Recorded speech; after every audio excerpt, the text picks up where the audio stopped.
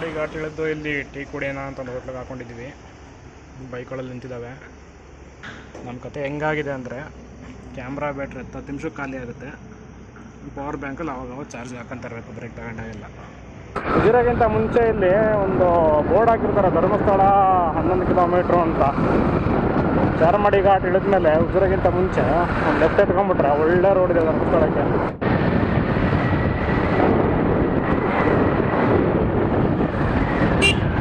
ನೋಡಿ ಗುರು ಹೆಂಗಿದೆ ಇಲ್ಲಿ ರೋಡು, ಫುಲ್ಲು ಟರ್ನಿಂಗ್ಗಳು.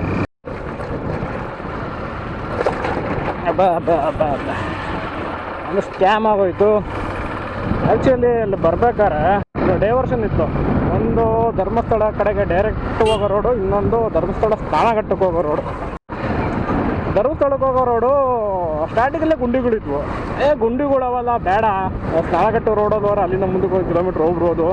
ಈ ರೋಡ್ ಚೆನ್ನಾಗಿ ಕಾಣಿಸ್ತಿತ್ತು ಅಲ್ಲಿ ಅಂತ ಈ ಸ್ನಾನಘಟ್ಟದ ರೋಡ್ ತಗೊಂಡ್ವಿ. ಬಾಬಾ ಇಲ್ಲೂ ಭಯಂಕರ ಗುಂಡಿಗಳವೆ. ಸ್ನಾನಘಟ್ಟಕ್ಕೆ ಹೋಗೋ ರೋಡು ಅವಾಯ್ಡ್ ಮಾಡಿ ಡೈರೆಕ್ಟಾಗಿ ಧರ್ಮಸ್ಥಳ ರೋಡೇ ಇಟ್ಕೊಳ್ಳಿ. ನೇತ್ರಾವತಿ ಸ್ನಾನಘಟ್ಟಕ್ಕೆ ಬಂದಿದ್ದೀವಿ. ಎಂಟ್ರಾದ್ವಿ. ನೀರೈತ ಗುರು, ನದಿ ನೀರಿದ್ರೆ ನೈಟ್ ಸ್ನಾನಕ್ಕಿಲ್ಲೇ ಬರ್ಬೋದು. ಯಾರೋ ಚಿಕ್ಕ ಹುಡುಗ ಬೈಕ್ ಓಡಿಸ್ತಾನೆ, DL ಆಯ್ತೋ ಇಲ್ವೋ ಅವನ ಹತ್ರ, ಹೆಲ್ಮೆಟ್ ಹಾಕೊಂಡು ಓಡಿಸ್ಕೊಂಡಪ್ಪ. ಬ್ರೋ ನದಿಲಿ ನೀರಿದೆ, ನೈಟ್ ಇಲ್ಲಿಗೆ ಬರೋಣ ಸ್ನಾನಕ್ಕೆ. ಚೆನ್ನಾಗಿರುತ್ತಾ ಅಣ್ಣ? ನದಿ ಸ್ನಾನ ಮಾಡ್ಕೊಂಡು ದೇವ್ರ ದರ್ಶನ ಮಾಡೋರು ತುಂಬ ಒಳ್ಳೇದು, ಶ್ರೇಷ್ಠ. ಇಲ್ಲಿ ಇನ್ನೊಂದು ಮಾಡೋಣ ಬಾ. So officially we entered Dharmasthala.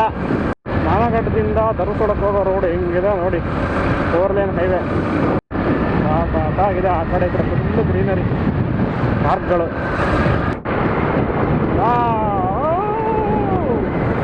ನೋಡ್ರಪ್ಪ ದ ಫೇಮಸ್ ಧರ್ಮಸ್ಥಳ ಆರ್ಚ್. ಎಲ್ಲರೂ ಇದೊಂದು ಫೋಟೋ ತೆಗೆದು ಹಾಕೊಂಡ್ಬಿಡ್ತಾರೆ ಸ್ಟೇಟಸ್ಗೆ ಬಂದರೆ ಮಾತ್ರ. ಸುಮಾರು ಜನ ಭಕ್ತಾದಿಗಳಿದ್ದಾರೆ, ಅಷ್ಟೊಂದು ಭಕ್ತಾದಿಗಳು ಯಾರು ಕಾಣಿಸ್ತಾ ಇಲ್ಲಪ್ಪ. ನಮ್ಮ ಹುಡುಗ ಎಲ್ಲೋದ, ಬರಬೇಕಿತ್ತಲ್ಲ ಪಾಸು. ಇನ್ನೊಂದು ಸೀಟ್ ತಗೊಂಡು ಇನ್ನೊಂದು ಟೇಕಲ್ಲಿ Dharmasthala arch, famous arch.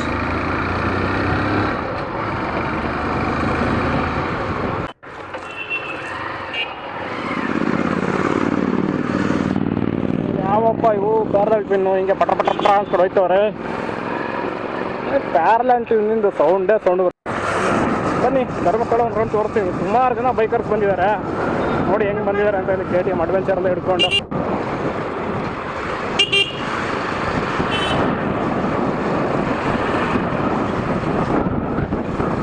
Rounds view ಹಾಕೊಂಬರೋಣ ಅಂತ ಧರ್ಮಸ್ಥಳದ್ದು.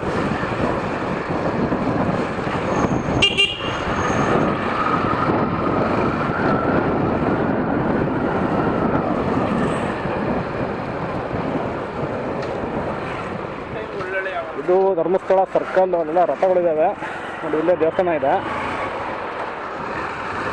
ರೌಂಡ್ ಸ್ನಾನ ಮಾಡ್ಕೊಂಡು ದರ್ಶನಕ್ಕೆ ಬಂದ್ಬಿಡ್ತೀವಿ ಈಗಲೇ.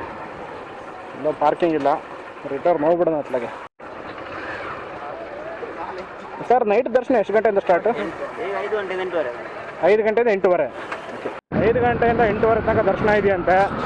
ಫಸ್ಟ್ ದರ್ಶನ ಮಾಡ್ಕೋಬೇಕಂದ್ರೆ, ಆಮೇಲೆ ಲೇಟ್ ಆಗ್ಬಿಟ್ರೆ ಸ್ಪೆಷಲ್ ದರ್ಶನಕ್ಕೆ ಹೋಗ್ಬೇಕಾಗುತ್ತೆ. ಮಹಾದ್ವಾರ, ಧರ್ಮಸ್ಥಳ ಮಹಾದ್ವಾರ 3ನೇ ಸಲ ನೋಡ್ಕೊಂಬಿಡಿ. ಇನ್ನು 2 ಸಲ ಆಯ್ತು, 3ನೇ ಸಲ.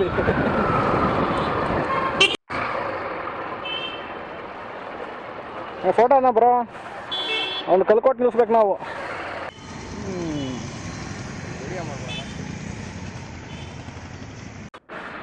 ಕತೆ ಏನಪ್ಪ ಅಂದರೆ, ಸ್ಟ್ಯಾಂಡ್ ಕರೆಕ್ಟಾಗಿ ನಿಂತ್ಕೊಳ್ಳೋದು ಕಲ್ಕೊಟ್ಟು ನಿಲ್ಸಿದ್ವಿ. ಅದು ಒಂಚೂರು ಬಿದ್ದೋಗಿರಲ್ಲ ಐತೆ. ಫೋಟೋ ಶೂಟ್ ಎಲ್ಲ ಆಯಿತು. ಇವಾಗ ಲಾಡ್ಜ್ ಹತ್ರ ಬಂದಿದ್ದೀವಿ. ಸಹ್ಯಾದ್ರಿ ವಸತಿ ಛತ್ರ. ಓಕೆ, ಛತ್ರ ಬಂದಿದ್ದೀವಿ. 2 ವೀಲರ್ ಎಲ್ಲಪ್ಪ ಪಾರ್ಕ್ ಮಾಡೋದು. ನೋ ಪಾರ್ಕಿಂಗ್ ಬೋರ್ಡ್ ಬೇರೆ ಹಾಕ್ಬಿಟ್ಟಾರಲ್ಲಿ.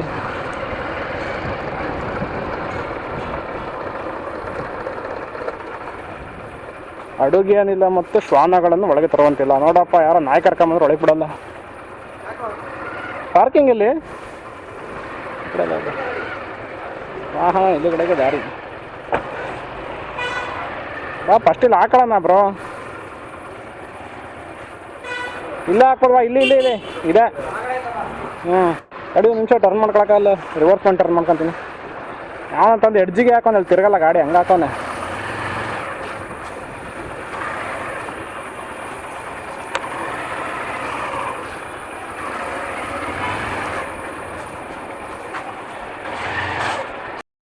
ಧರ್ಮಸ್ಥಳದಲ್ಲಿ ದರ್ಶನ ಎಲ್ಲ ಬೇಗ ಮುಗೀತು, ಜನ ಏನು ಅಷ್ಟೊಂದಿಲ್ಲ, ಈಸಿಯಾಗಿ ಆಯಿತು.